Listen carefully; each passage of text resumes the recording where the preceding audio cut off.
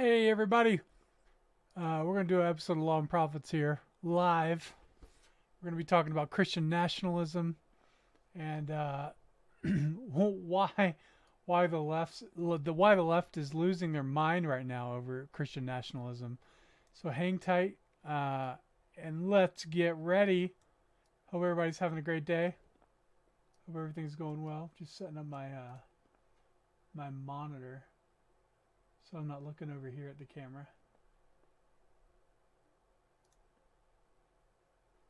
There it is. All right. How's it going, everybody? Welcome to another episode. Well, actually, wait. I got to do the intro music first, don't I? All right. Here we go. Sorry, still getting this set up. There we go. Much better. Much better. All right. And let's start the show. When a government can confiscate the earnings of the people with no restraint or no limit whatsoever on the amount that government takes, then government has become the master. Didn't you say that all services were worth at least $5.15, and here there is a service that's being rendered to you personally, which you are not compensating at all? I said to you earlier, unless someone decides that they want to volunteer. During the election, all this enthusiasm for Bernie Sanders was taking place while people in Venezuela, under a socialist government, were starving. They were breaking into grocery stores to get desperate to get food. Regulations. Some regulations. Regulation. What do you think should be the proper income tax rate? Well, the best would be zero. Welcome back to another episode of Law and Prophets here on the Fight Laugh Feast Network. I'm King Ginger. And today we're going to be talking about the one, the only Christian nationalism, which has been completely taking Twitter by storm if you've been paying any attention. I even went and I made a Christian nationalism flag because the left was losing their mind so much about this. And I'll show you my flag real quick. It's on my Twitter bio, but I'll go and I'll explain it. But this is the flag that I made, and it has in Latin "Teach all nations," and of course you have the St. Andrew's cross, which means essentially martyrdom, and of course blue is a symbol for perseverance, and then yellow, of course, means liberty, freedom, and justice, and then of course you have one crown, one king over the state. Of course, as most of you guys know, on flags, a star means a state. So you have one king over state. I made that as a joke. I made it on Canva, so I don't even think you can look at it. It's kind of not even, but I made it on Canva as a joke because I thought if there's going to be a nationalist flag, it has to be made very simply by anybody. And so if I can make one on Canva on my phone while me and my wife were watching TV, I thought that would be a great flag. But there it is for you. And that was sort of kind of how things going, because I was seeing that the liberals on Twitter were losing their minds over this Christian nationalism thing, and the reason was because people were starting to embrace it. They were starting to embrace this interest in Christian nationalism, and the reason why this happened really, I think, probably had to do. Well, let's go back before we get into like presently. So as you know, Big Eva has been making this Christian nationalism scare word.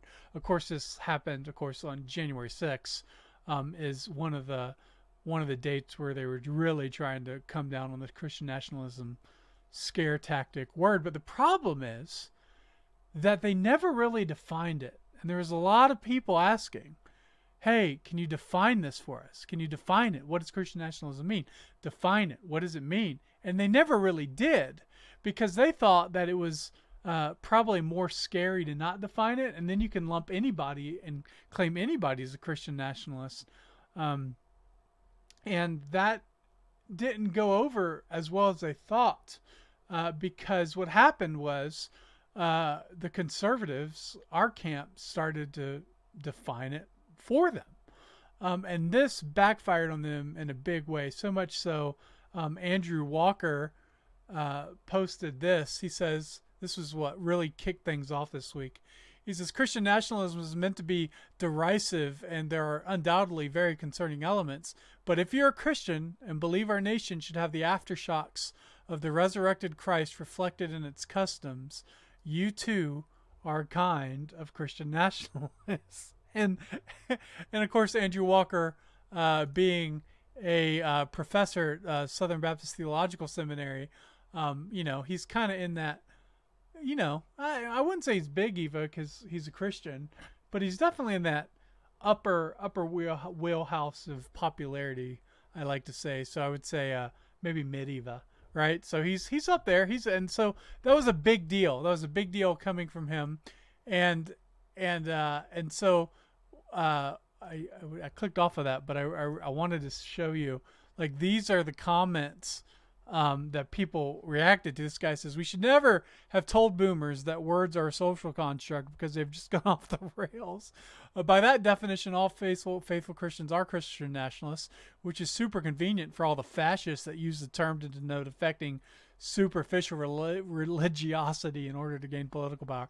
So as you can see, and then this guy says, me, Christian nationalism is dangerous. Andrew popping up from behind a bush. Yeah, yet you are a Christian living in a nation. I am very smart. So, and this just went on and on and on. And so what happened as a result of that is it caused a lot of people to really embrace the term, right? We know that Jesus Christ is Lord of heaven and the earth, and he's king of all the nations, and he's sovereign. Psalm 72, Psalm 2, kiss, when the Bible talks about kings of the earth, kiss the Son, or you'll perish, right? So there's all these passages, all these Bible verses in Scripture that talks about Jesus being king of the nations. And so this idea of Christian nationalism sort of naturally, without being defined, sort of naturally created the people going, oh yeah, I mean, I believe that the president should rule like a Christian. I believe that Christianity should influence our politicians' politics. We believe that Christian justice is better than secular justice. We believe that a Christian worldview is better than a secular worldview. So, of course, obviously, people started to go, okay, I'm a Christian nationalist. Because they didn't define it. And so this caused, like the racist, what's his name? Timothy Isaiah Cho. I call him the most racist person in evangelicalism. Timothy Isaiah Cho was tweeting about, oh, now they're just people embracing Christian nationalism, clown emoji. And it's like, yeah, but you guys didn't define it, right? And so now what we've seen is sort of the liberals. It's a really strategic move for us, because the liberals have placed themselves and they've backed themselves in this corner where they haven't defined Christian nationalism, and they've put it's not that they didn't just define it, they put a lot of work into this, people. Like, there is a lot of capital built on this term of Christian nationalism. There is a lot of capital that they have put, a lot of money, a lot of time, a lot of energy into making the scare word Christian nationalism, but also not defining it. And now that conservatives are coming out and they're defining it and they're embracing it and they're taking it by the reins and creating flags and animated GIFs with like all this crazy stuff, and they're just completely saying, yes, I'm a Christian nationalist, and they're defining it. They've lost all that capital. The liberals have lost all that capital. It's done. And they put a lot of work into this. They put a lot of effort. A lot of Gospel Coalition data on the data servers for the Gospel Coalition are filled with how awful Christian nationalism is, without actually defining Christian nationalism, other than showing, like, some weirdo with an American flag and, Trump Jesus or whatever, right? So, except for those, which nobody with it, no reformed conservative Christian who would identify as a Christian nationalist would say Trump Jesus is like like even in the same realm of what we're talking about here. But and and so that term is now being pulled away. This is a term that they've built, they've worked on, they've been trying to make this a cuss word or a slander word. They've been trying to make this some sort of mockery. And now people are like, yeah, okay. Yeah, that's what I am. And so now I want you to understand this. Now they have to come up with another term to define themselves, because because Christian nationalism has been defined as pretty much historical Christian orthodoxy, that Jesus is King of Kings and he's Lord of Lords and he's ruler of the nations and all the kings should submit to him. Since that is a typical Christian position, and I don't even think they thought well enough through it, because it's in the hymns, right? It's in the hymns. Let me see if I can pull up one of my friend Rhett Koppel. He has some. My friend Rhett Koppel has posted some hymns with the tagline, "Is this Christian nationalism?" And man, he tweets a lot. It's only 8 hours. Let's see if I can find it. I'll give it like 3 more scrolls. I don't think I'm gonna find it in 3 scrolls. 1. Well, that's way more than 3 scrolls, huh? Anyways, Rhett has a great series of tweets. If you go to Rhett Koppel on Twitter, RETTCOPPLE, he has a great series of tweets where he just takes Christian hymns where, joy to the world, the Lord has come, right? And so he takes all these hymns that speak about Jesus and the nations and Christ ruling the earth. He rules the world, right? Like that. Like that's. I'm sorry, I just sang for you guys. Yeah. So anyway, so all these hymns, and he's just posting verses from hymn after hymn after hymn after hymn after hymn. Hymns that, by the way, Big Eva has sung in their churches, right? Like these are not hymns that are weird and obscure. It's not the national anthem kind of hymns. These are typical hymns. And I really want to find some of them. I would love to read some of these, but I don't. Yeah. So anyway, let's see. We'll do it. I'll keep looking because. Yeah. So I mean, here's a good one. Onward, Christian soldiers marching on to war with the cross of Jesus going on before. Christ the royal master leads against the foe. Forward in the banner, see his banner go. Is this Christian nationalism? I just saw a tweet today, actually, from somebody who was talking about the Jussie Smollett trial, and he goes, "We need a Jussie's rule." I get a Jussie's law, is what he called it.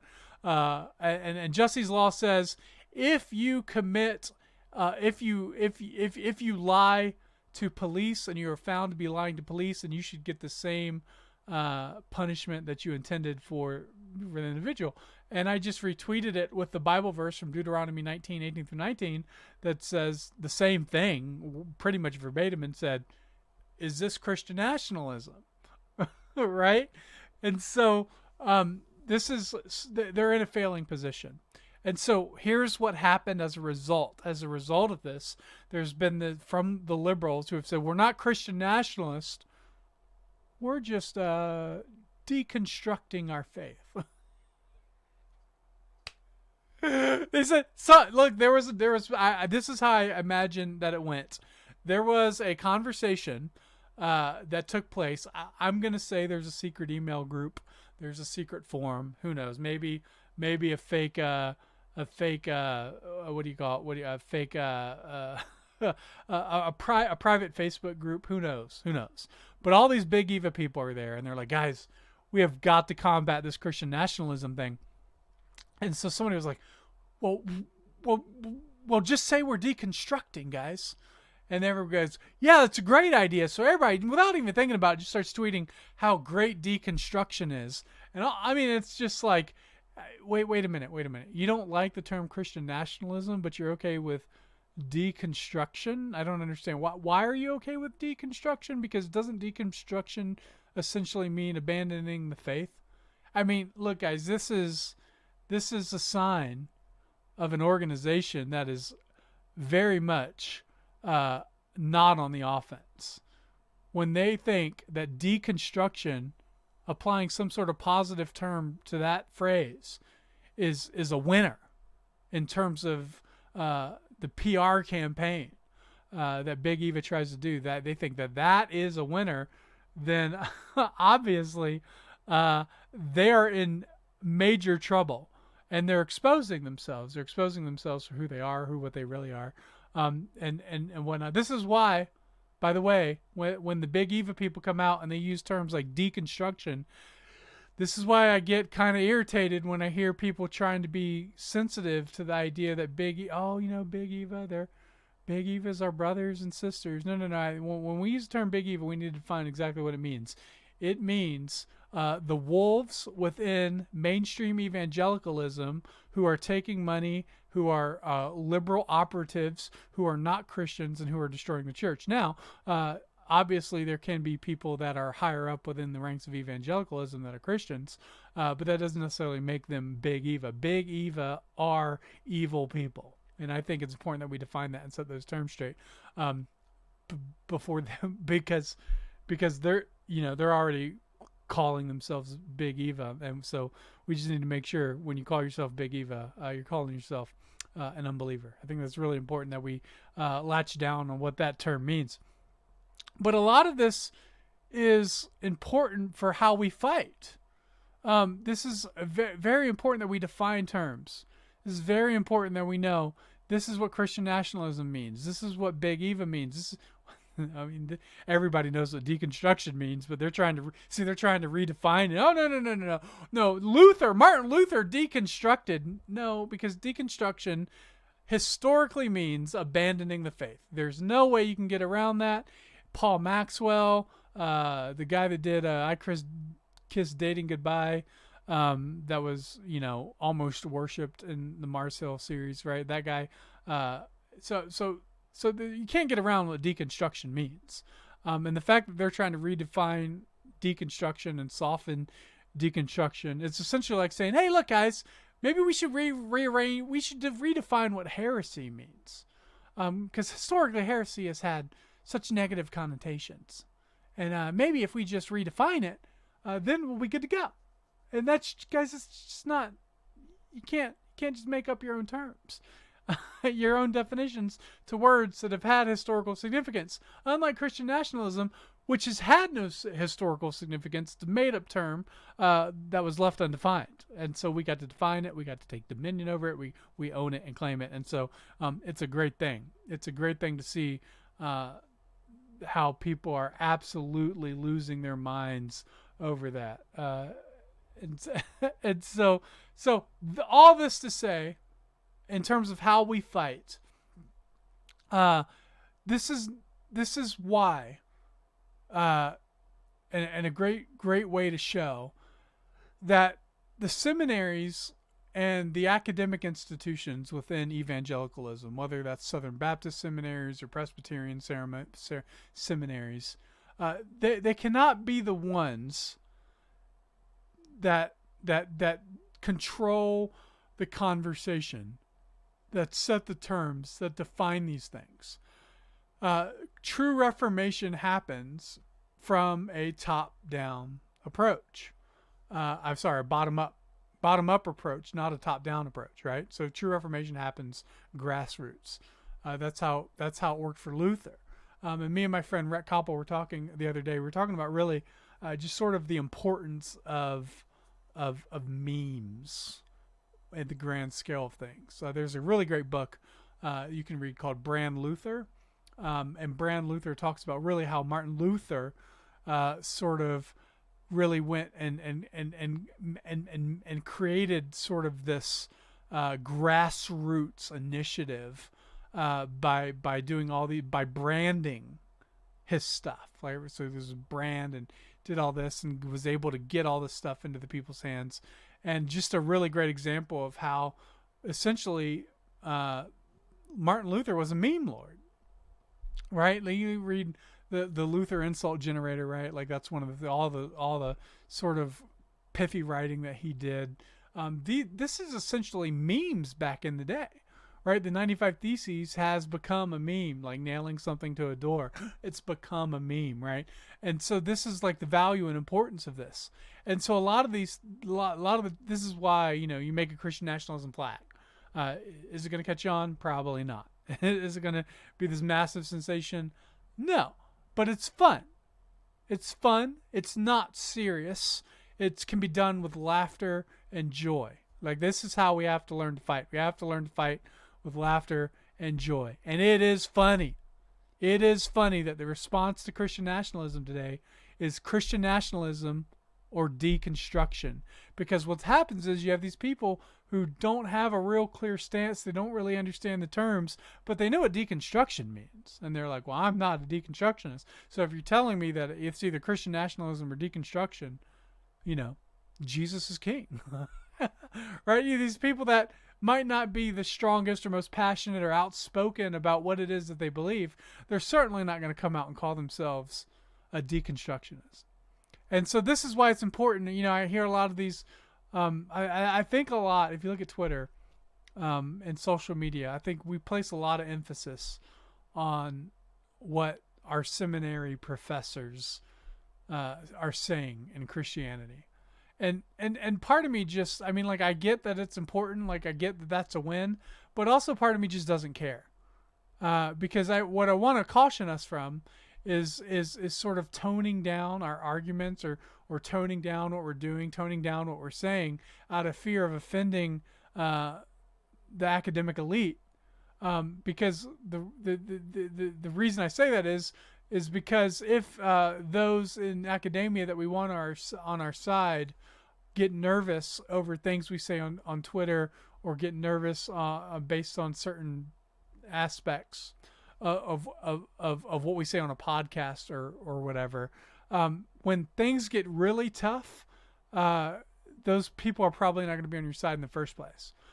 So what we need are the seminary professors with a backbone, the seminary professors that have courage, like Andrew Walker, these people who'll come out and say the things that the people in the grassroots have been saying. But ultimately and foundationally, it is the grassroots. It is the blue collar workers. We are really seeing right now a sort of dirty jobs Christianity. A Christianity that isn't defined by what academia passes down to us. But this is what we're seeing. And I notice there's a lot of emphasis in the Southern Baptist Convention with seminaries, and I think it's important. They're very significant institutions. But at the same scale, our plumbers are just as important as our seminary professors. Our maintenance workers, our woodworkers, our construction workers are just as important to the prosperity of Christianity within our nation as whoever the head of the ERLC is. And most of that, the reason we have the professors that we have, the reason we have the corruption in the seminaries that we have, is because we don't have a strong grassroots pew setter people who have a backbone and are willing to fight against the academic leadership, right? The ones who are looking to fight against Big Eva, and so we have to fight against these people. So I just find this an interesting moment. I find it something important to grab onto, and I wanted to come on here and talk about it some because it's absolutely critical. Because a lot of people are kind of wondering, wait a minute, doesn't Christian nationalist mean racist? No, it doesn't. It was never been officially defined that way. Sometimes you'll say, the KKK is Christian. You'll see somebody tweet, KKK is Christian nationalist. The other time you'll see a guy praying with an American flag, and they'll say, oh, well, that's Christian nationalism. And it's never really been defined objectively until this point, where people are saying this is what it means to be a Christian nationalist. It's someone who believes in the Great Commission to go into all the earth with all power and authority to teach and disciple the nations. It's exactly what Jesus said. That's what Christian nationalism should be. Is it ignorant, blind allegiance to your country in the way that what's that church in Texas that was singing "God Bless the USA" or something in church, or what was that? I forget what, but it's that sort of stuff is ridiculous and silly, and nobody takes those people seriously. But the idea that Jesus is King, He is Lord, and the only other option is deconstruction, is an important battle to have, and the liberals have already set that trap for themselves. And that's why you see people talking about it and embracing it and calling themselves Christian nationalists, because we stole it from them. We stole their capital. We stole everything that they were trying to do with that term, and we've embraced it. I tweeted the other day that when you stand before the government and you're guilty of crimes against the state, you're not going to be charged with being Christian. You're going to be charged with being a Christian nationalist, so we better get used to the term. And I think that's absolutely true. I responded to some feminist abortion worker, death court, on Twitter the other day, and they saw my Christian nationalist propaganda Twitter account that says Christian nationalist propagandist for the Twitter account, and the immediate response was, "We have a domestic terrorist. There's a domestic terrorist following you." And it's like, I'm not a domestic terrorist. That's insane.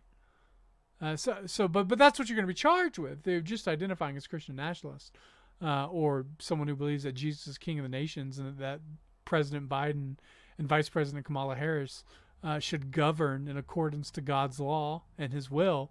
You're going to be sent to prison for that. You're going to be executed for that. You're going to get the death penalty for that. It's going to happen. And so we just need to be brave. I've seen a lot of people get fearful over words, or they get fearful over how they perceive others will define them. And the truth is, we shouldn't be fearful, because God looks at the heart. God knows who we are. God is really the one who defines us. And it's not Big Eva or liberal academia, seminary academia. That's not who defines us. It's God's word, and that is what we should do. But so anyway, I just wanted to talk about that. I just wanted to bring that up and reference that and mention it, because I think it's really important. A lot of people are asking about it, and it's a valuable, very valuable sort of position we have now to really embrace it, to go all in, to go gung-ho. And so anyways, I just thought I would talk about that for a little bit short of an episode today.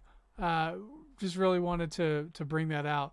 But before I go, I just want to let you know that if you sign up for the Fight Laugh Feast Club membership, please use code LAP, Law and Profits, and sign up for that. There's a lot of really good stuff, a lot of really great content on there. Just amazing sort of content. Actually, I think Symposium on Revelation is there. And I know, you know what? Because Jim Hamilton had that stupid tweet. Actually, before I go, because this will reference me into why you should join the Fight Laugh Feast group. Jim Hamilton had this stupid tweet. I wonder if he took it back. Let's see. Boy, his oh, wow, what is this? I haven't seen this one. Jim Hamilton: the best antidote to theonomy is a biblical understanding of the relationship between the covenants, the old over, or in the new. Yeah, it sounds like a Baptist.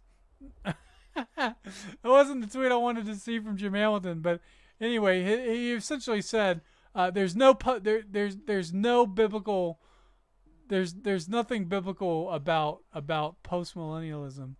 And I'm wondering, did he delete the tweet?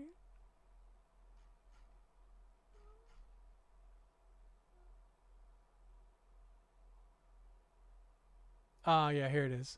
Yep. So, here it is.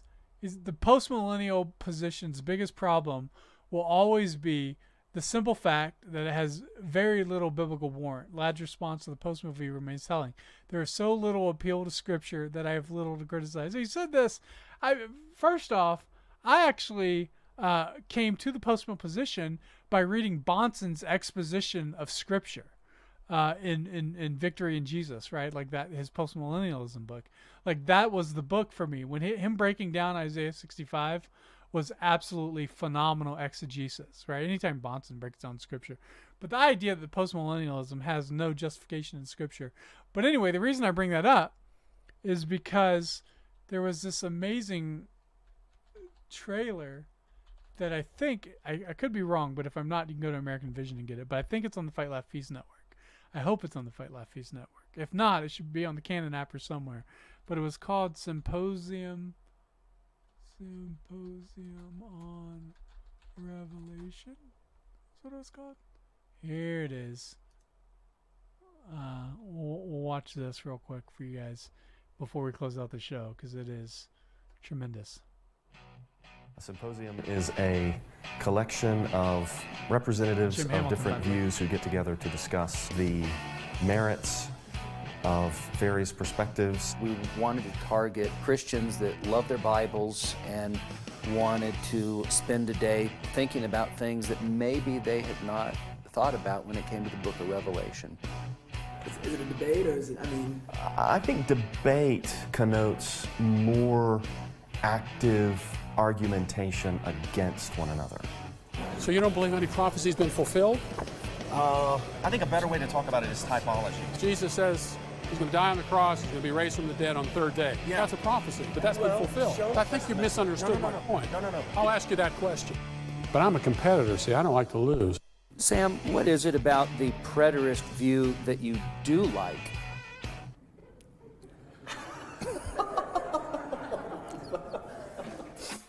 Preterist simply means past.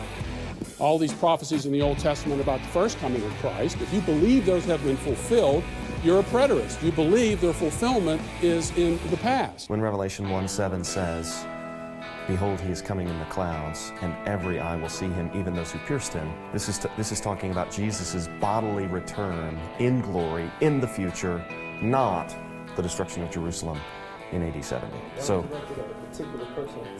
I don't understand how Gary can say prophecy is about the future, but it has been fulfilled already. I think that's incoherent. So much I'd like to say, but I just can't. So you don't win symposiums, you contribute to symposiums. Who won? Well, of course I won.